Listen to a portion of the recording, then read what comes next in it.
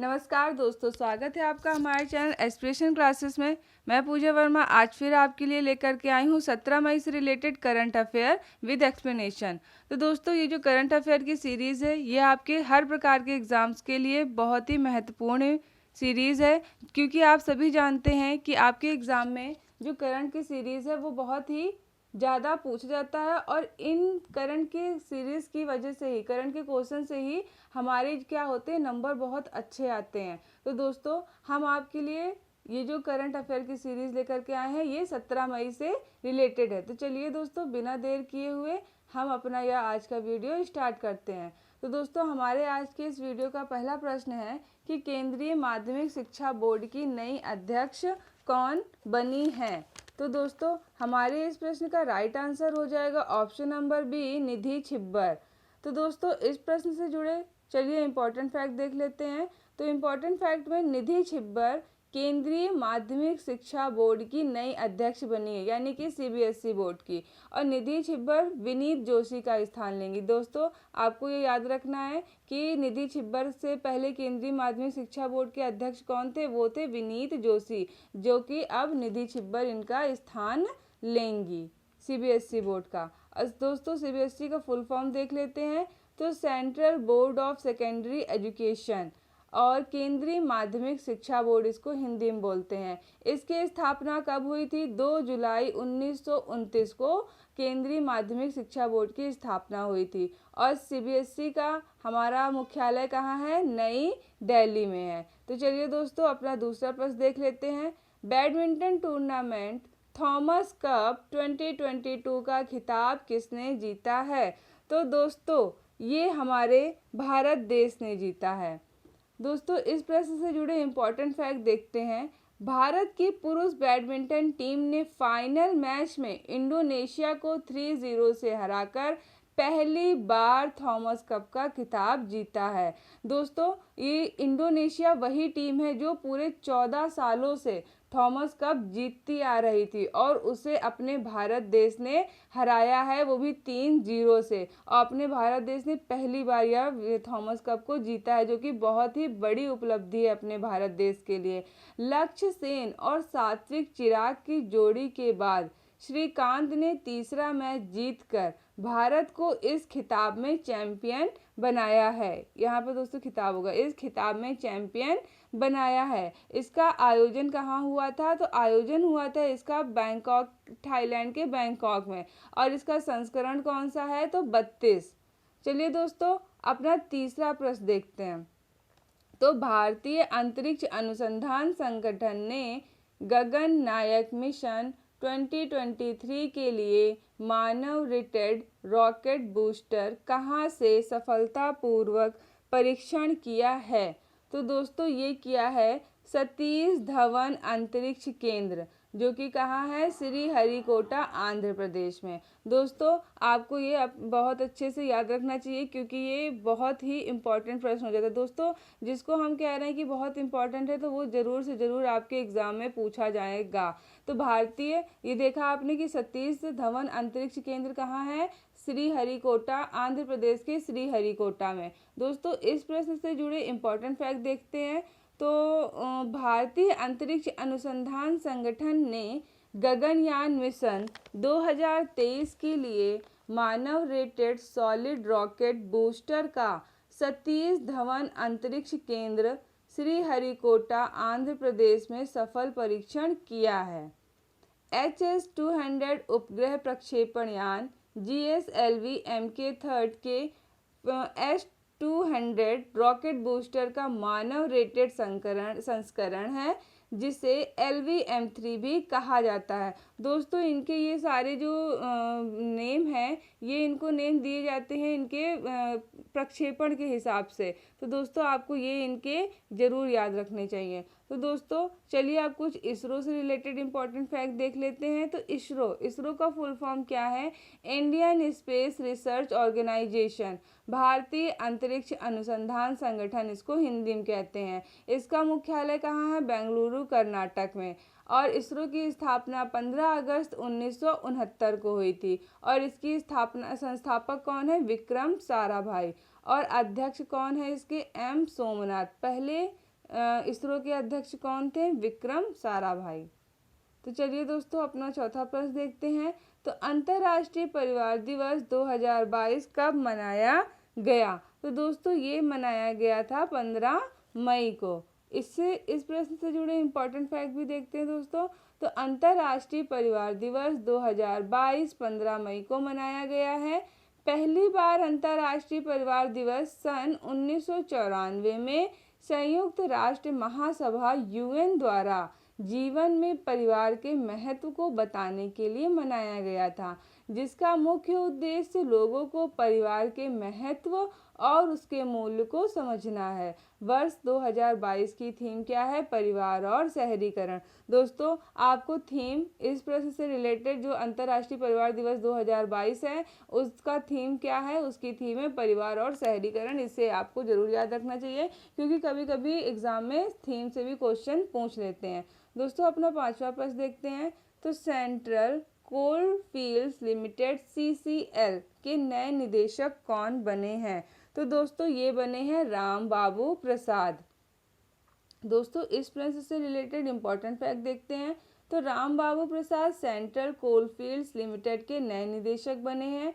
राम बाबू प्रसाद भोला सिंह का स्थान लेंगी और इसकी स्थापना कब हुई थी? 1 नवंबर 1975 को। मुख्यालय कहाँ है? रांची, झारखंड। दोस्तों CCL का फुल फॉर्म है सेंट्रल कोल फील्ड्स लिमिटेड। चलिए दोस्तों अपना छठा प्रश्न देखते हैं। तो सेवानिवृत्त कर्मचारियों को सुनिश्चित आय प्रदान करने के लिए पुरानी पेंशन योजना को शुरू करने वाला भारत का पहला राज्य कौन सा बना है? तो दोस्तों ये बना है छत्तीसगढ़। दोस्तों अब इस प्रश्न से रिलेटेड इम्पोर्टेंट फैक्ट भी देखते हैं। तो छत्तीसगढ़ सेवानिवृत्त छत्तीसगढ़ सेवानिवृत्त कर्मियों को सुनिश्चित आय प्रदान करने के लिए पुरानी पेंशन योजना को शुरू करने वाला भारत का पहला राज्य बना है। पुरानी पेंशन लागू होने से 1 जनवरी 2004 के बाद नियुक्त 3 लाख से ज़्यादा सरकारी कर्मचारियों को इससे फ़ायदा मिलेगा। चलिए दोस्तों अपना 7वां प्रश्न देखते हैं। सरकारी डेटा के उपयोग को लोकतांत्रिक बनाने के लिए national data and analytics platform को किस संस्थान ने लॉन्च किया है? तो दोस्तों ये लॉन्च किया है नीति आयोग ने। किसने लॉन्च किया है? नीति आयोग ने। चलिए दोस्तों इस प्रश्न से रिलेटेड इम्पोर्टेंट फैक्ट देखते हैं। तो नीति आयोग ने सरकारी डेटा के उपयोग को लोकतांत्रिक बनाने के लिए national data and analytics platform को लॉन्च किया है। इस प्लेटफॉर्म को लॉन्च करने का मुख्य उद्देश्य सरकारी डेटा को सुलभ, अंतर संचालित और उपयोगकर्ता के अनुकूल बनाना है। दोस्तों नीति आयोग का फुल फॉर्म देख लेते हैं कि national institute for transforming India. इसकी स्थापना कब हुई थी? 1 जनवरी 2015 को। मुख्यालय नई दिल्ली। अध्यक्ष नरेंद्र मोदी। उपाध्यक्ष कौन है? सुमन के बेरी। दोस्तों ये सारे जो नीति आयोग से रिलेटेड इंपॉर्टेंट फैक्ट है इसे आप नोट कर सकते हैं। दोस्तों अपना 8वां प्रश्न देखते हैं। टेनिस टूर्नामेंट इटली ओपन 2022 में महिला एकल का खिताब किसने जीता है? तो दोस्तों ये जीता है इगा स्विटेक, जो कि कहाँ की है? पोलैंड की है। इगा स्विटेक ने जीता है टेनिस टूर्नामेंट, जो कि पोलैंड की खिलाड़ी है। चलिए दोस्तों इंपॉर्टेंट फैक्ट देखते हैं इससे रिलेटेड। तो पोलैंड की टेनिस खिलाड़ी इगा स्विटेक ने महिलाओं के फाइनल ट्यूनीशिया की ओंस जेबर को 6-2, 6-2 से हराकर लगातार 28वीं जीत के साथ इस खिताब को जीता है। दोस्तों आज का हमारा 9वां प्रश्न इस सीरीज़ का। दोस्तों यदि अभी तक आपने हमारा ये वीडियो लाइक नहीं किया है तो दोस्तों वीडियो को जल्दी से लाइक ज़रूर करें। दुनिया के सबसे लंबे पैदल यात्री निलंबन पुल स्काई ब्रिज 721 को कहाँ पर जनता के लिए खोला गया है? तो दोस्तों ये खोला गया है चेक गणराज्य में। ठीक है, चेक गणराज्य में स्काई ब्रिज 721 जनता के लिए खोला गया है। इंपॉर्टेंट फैक्ट देखते हैं। दुनिया की सबसे लंबी पैदल यात्री निलंबन पुल को चेक गणराज्य ने एक पार्वती रिजॉर्ट जनता के लिए खोल दिया है। ये है पुल 721 मीटर लंबा और समुद्र तल से 11,000 मीटर अधिक ऊंचाई पर बनाया गया है। दोस्तों अब अपना 10वां प्रश्न देखते हैं।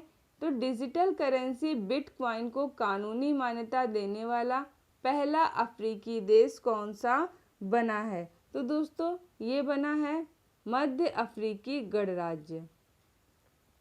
मध्य अफ्रीकी गणराज्य डिजिटल करेंसी बिटकॉइन को कानूनी मान्यता देने वाला पहला राज्य बना है। इस प्रश्न से रिलेटेड इंपॉर्टेंट फैक्ट देखते हैं दोस्तों। तो मध्य अफ्रीकी गणराज्य डिजिटल करेंसी बिटकॉइन को कानूनी मान्यता देने वाला पहला अफ्रीकी देश बन गया है। अल सल्वाडोर बिटकॉइन को कानूनी दर्जा देने वाला दुनिया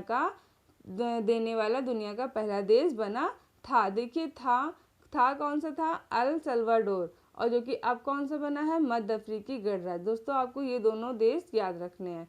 दोस्तों ये तो था हमारे 17 मई से रिलेटेड करंट अफेयर। अब दोस्तों हम जल्दी से अपने कल के जो करंट अफेयर हमने कराए थे उसको जल्दी से रिवाइज कर लेते हैं, ताकि आपको रिवीजन भी आपका हमारे इस सेशन के साथ साथ चलता रहे।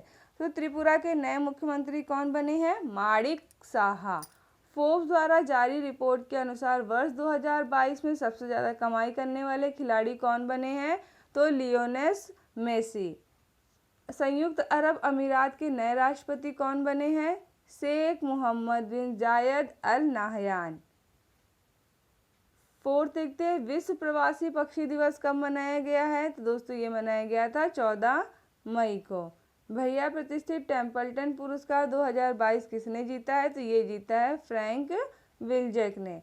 छठा प्रश्न देखते हैं, ग्रामीण क्षेत्रों में ब्रॉडबैंड सेवाओं की कनेक्टिविटी को बढ़ाने के लिए गति शक्ति संचार पोर्टल को किसने लॉन्च किया है? तो ये लॉन्च किया है अश्विनी वैष्णव ने। 7वां नंबर देखते हैं, संघाई सहयोग संगठन क्षेत्रीय आतंकवादी संचार बैठक 2022 की मेजबानी कौन सा देश करेगा? तो ये अपना भारत देश करेगा। फुटबॉल टूर्नामेंट इटालियन कप 2022 का खिताब किसने जीता है? तो इंटर मिलान FC ने जीता है। 9वां प्रश्न देखते हैं, नवरत्न कंपनी ग्रामीण विद्युतीकरण निगम लिमिटेड के नए अध्यक्ष और प्रबंध निदेशक कौन बने हैं? तो रविंद्र सिंह ढिल्लो बने हैं। दोस्तों अपना 10वां प्रश्न देखते हैं, भारत ने हिंदी संयुक्त राष्ट्र परियोजना के तहत हिंदी भाषा को बढ़ावा देने के लिए संयुक्त राष्ट्र को कितनी राशि प्रदान की है? तो 8 लाख अमेरिकी डॉलर प्रदान किए हैं। दोस्तों ये था हमारे कल के प्रश्नों का रिवीजन। यदि आपने हमारा अभी प्रीवियस वीडियो नहीं देखा है तो हमारे चैनल को सब्सक्राइब करके हमारा प्रीवियस वीडियो भी ज़रूर देखें, क्योंकि हम आपके लिए विद एक्सप्लेनेशन डेली क्वेश्चंस लेकर के आते हैं और उसका रिवीजन भी उसके नेक्स्ट वीडियो में कराते हैं। दोस्तों हमारे चैनल को सब्सक्राइब करके हमारे वीडियो को अपने दोस्तों में ज़रूर से ज़रूर शेयर करें, ताकि ज़्यादा से ज़्यादा लोग हमारे इस वीडियो को देख सकें। तो चलिए दोस्तों मिलते हैं आपसे अपने अगले वीडियो में, तब तक के लिए थैंक यू।